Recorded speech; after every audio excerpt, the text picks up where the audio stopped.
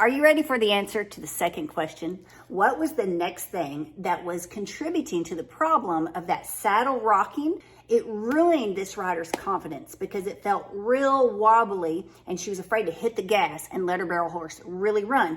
There was a second issue, and a lot of you have already guessed it. Before we get to the answer, I have a story for you. Last night, I was super pumped about 50,000 followers. It's a really big deal. This morning in my prayer time, I was writing in my journal, Lord, thank you for 50,000 followers. A good friend of mine sent me a book years ago. You may know him.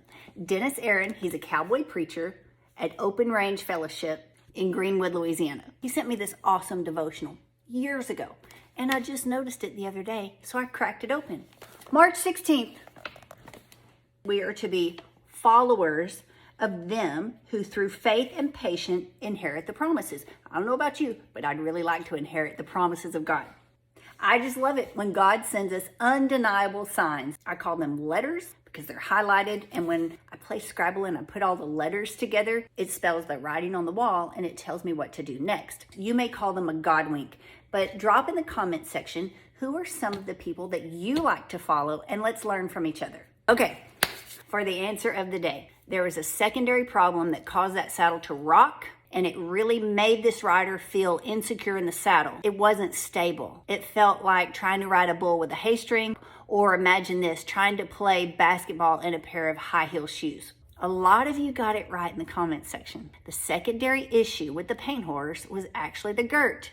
The cinch was an old school, very traditional style girt. Drum roll, please.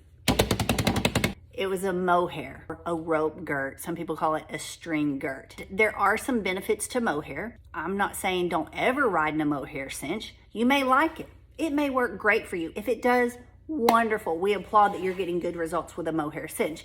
I personally don't ride in them because they tend to stretch.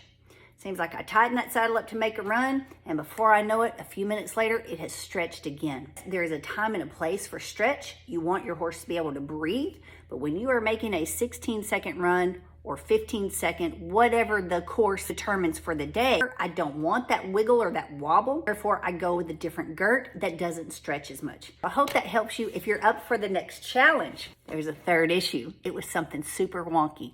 I actually didn't even see it. I had to feel it for myself. When I got on the paint horse, I rode in that saddle with the original saddle pad, the original girt, and one other thing.